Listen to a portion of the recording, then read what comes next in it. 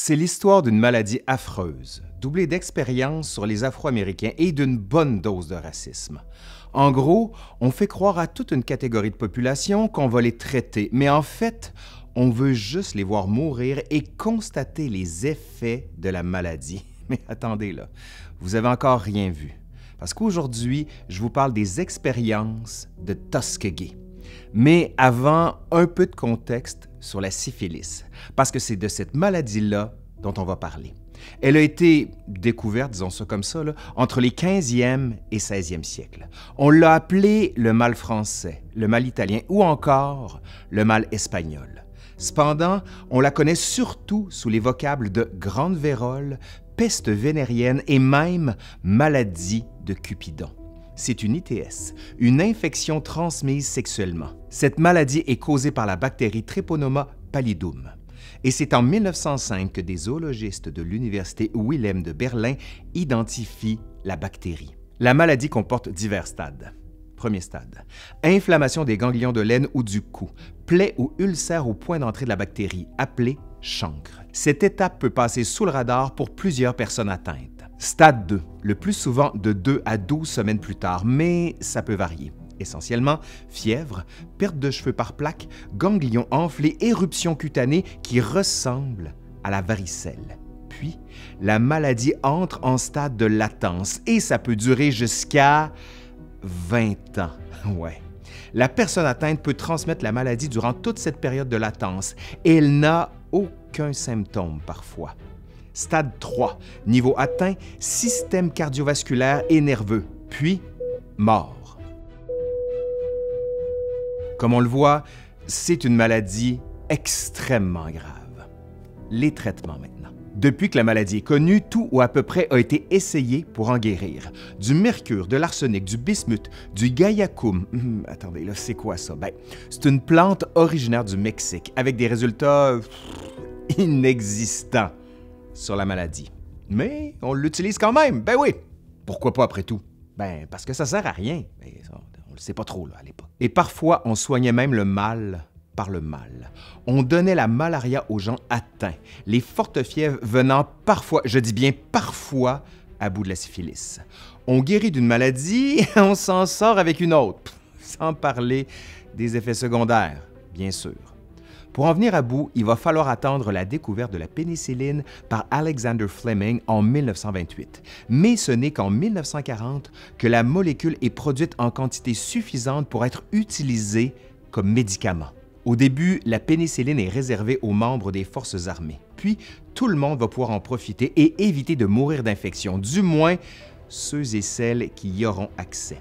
Et la syphilis répond à merveille à la pénicilline, à condition de soigner le patient avant qu'il n'atteigne le dernier stade. Chez les Afro-Américains au début du 20e siècle, on leur disait qu'ils avaient du « bad blood », du mauvais sang. Ça, c'est ceux qui avaient la syphilis. Mais pourquoi? Bien, parce qu'une étude menée par la Fondation philanthropique en 1929 s'était donnée pour but d'évaluer le taux de syphilis dans les États du sud des États-Unis et signalait qu'en Alabama, par exemple, il y avait jusqu'à 35 % de personnes atteintes. Mais l'arrivée de la crise économique met fin à l'étude. Cependant, en 1932, sous la gouverne du Service de santé publique des États-Unis, Public Health Service, PHS, on décide de lancer une vaste étude en Alabama et plus précisément à Tuskegee. Cette ville est à 80 % composée d'Afro-Américains. La vie est difficile pour beaucoup d'entre eux. La pauvreté et la maladie sont répandues. Il est donc décidé de recruter des Afro-Américains dont la majorité vit dans des régions rurales. L'équipe médicale du Service de santé publique des États-Unis, dont le Dr Von Deller, va sélectionner pour l'étude des sujets. La plupart sont illettrés, en conséquence, peu enclins à poser des questions. Ils vont être 600 à être recrutés, âgés de 25 à 60 ans, mais au final, ce seront surtout des jeunes qui en feront partie. 399 ont le bad blood, donc sont atteints de syphilis. 201 formeront le groupe contrôle. Ils ne sont pas atteints, mais ils peuvent rejoindre le groupe atteint si leur sang se contamine. On leur fera un examen médical complet, rayon X, prise de sang et ponction lombaire. On leur promet des traitements. S'ils tombent malades, les frais d'hospitalisation seront entièrement payés. S'ils quittent l'étude, on leur enlève tout privilège relié à l'étude. Ils ne doivent consulter aucune autre source médicale. Ils sont transportés gratuitement vers l'hôpital et nourris le jour des traitements. Et, en cas de décès, on leur promet de payer leurs frais funéraires à hauteur de 50 $ à condition qu'ils acceptent une autopsie. Tout un programme, ouais. On leur dit qu'ils vont aider à faire progresser la science. Et puis, c'est le gouvernement qui s'occupe d'eux, le service de santé publique des États-Unis. Donc, ils ont confiance. Les explications ne vont pas au-delà. On leur explique pas grand-chose. Aucun consentement éclairé. Il était prévu que l'expérience dure de 6 à 8 mois. En réalité, elle va durer 40 ans. Oh oui, vous avez bien entendu là. 40 ans. Et encore, c'est parce qu'on a forcé la fin de cette expérimentation que ça a pris fin. Et les traitements que vont recevoir les 399 patients sont les suivants. Rien. Même pas d'arsenic, de mercure ou autre chose mentionnée plus haut. Leur traitement était de ne rien leur donner. Rien. Rien. Absolument rien. Ah oui, quand même, j'oubliais là. Ils ont eu des placebos. Oui, vous savez, ces pilules qui ne contiennent rien. C'était ça, le traitement. L'expérience a servi à documenter la progression de la maladie à travers les différents stades énumérés tout à l'heure. On leur faisait bien des prises de sang et des ponctions lombaires, et ils avaient toujours leur repas chaud avec un aller-retour en autobus gratuit. On se rappelle que c'est une maladie contagieuse transmise sexuellement, alors ils ont dû en contaminer pas mal de gens. De plus, la maladie peut se transmettre aussi de la mère à l'enfant in utero et par contact avec une lésion de la mère. Un patient nommé Charlie Pollard raconte, et je le cite, « En 1932, j'avais 24 ans. À l'époque, j'étais célibataire. Ils sont venus me trouver, comme de nombreux autres, à Tuskegee, en me disant qu'ils voulaient me faire un test sanguin. Ils sont revenus pour me dire que j'avais un mauvais sang. Alors, ils m'ont fait une série d'injections pendant un sacré bout de temps. Après 25 ans, ils m'ont donné 25 $ et un certificat de mérite. En cours d'expérimentation, certains patients ratent des rendez-vous.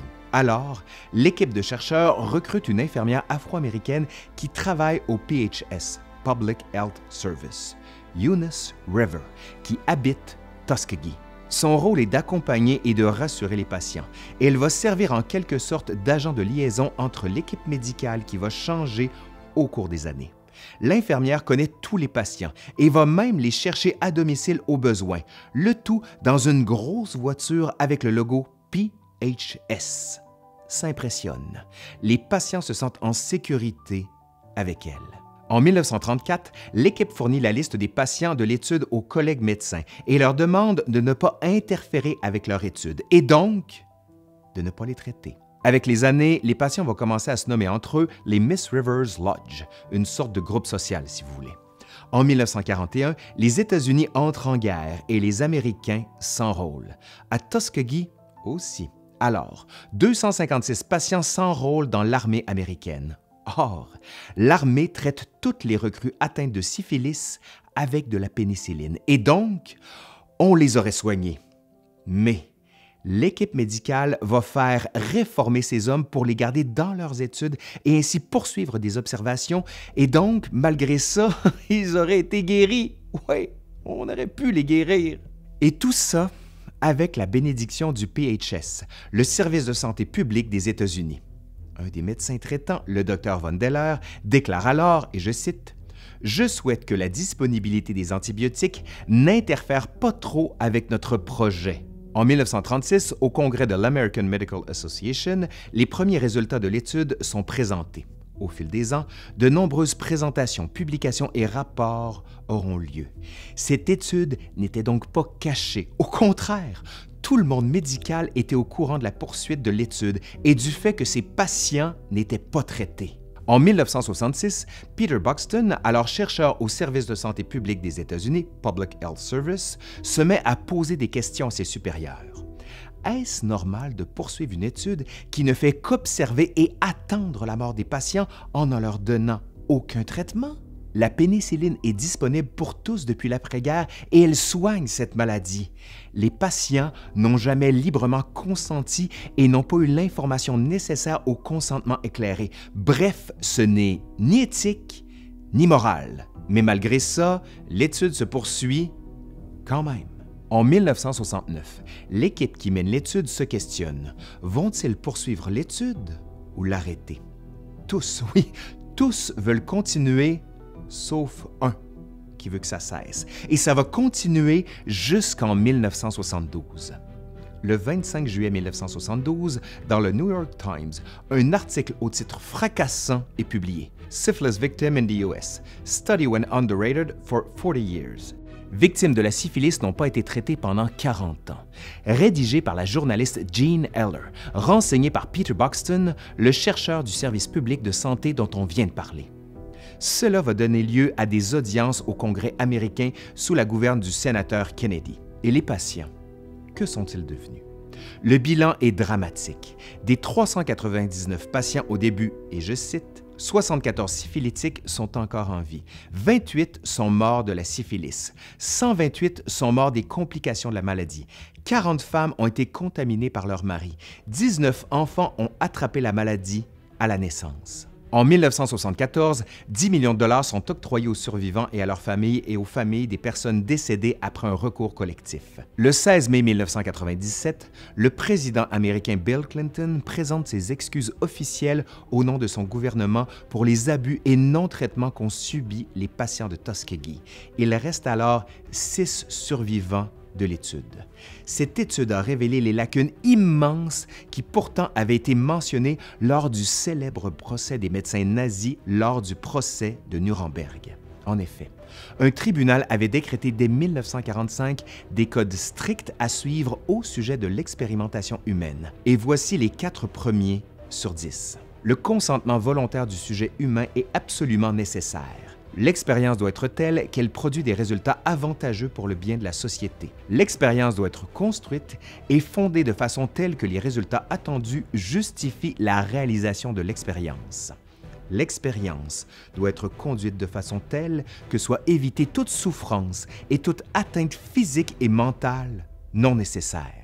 Bon, sans avoir besoin de poursuivre, là, on voit bien que rien n'a été suivi ici pour l'étude de Tuskegee, et cela de 1945 à 1972, année durant laquelle le corps médical était au courant de l'étude et n'a rien fait. On rappelle aussi que lors de leur formation, tous les médecins, tous, entendent le fameux primum non nocere. Premièrement, ne pas nuire. Ignorance ou désintéressement. Scandale en tout cas, et le tout sous la supervision du service de santé public des États-Unis. On comprend que la population afro-américaine soit si craintive vis-à-vis des services de santé des États-Unis, encore aujourd'hui, des décennies après. Rappelons qu'aucun des médecins membres de l'étude n'a été accusé ou poursuivi. Maintenant, les expérimentations humaines sont soumises à des comités d'éthique. Les patients recrutés reçoivent une information détaillée et donnent un consentement libre. Mais il a fallu, hélas, en passer par les horreurs de l'expérimentation de Tuskegee pour en arriver là. Pour celles et ceux qui voudraient aller plus loin, je vous conseille le magnifique livre de James H. Jones. Juste ici, c'est vraiment passionnant. Mais aussi les études de Patrick Berche et de Jean-Jacques Lefrère, de Margot Healy et Ada McVean. Aussi, toutes les sources sont en description de la présente vidéo. Allez, c'est fini pour aujourd'hui. Je suis Laurent Turcot de l'Histoire nous le dira et je vous dis à la prochaine. Allez, bye!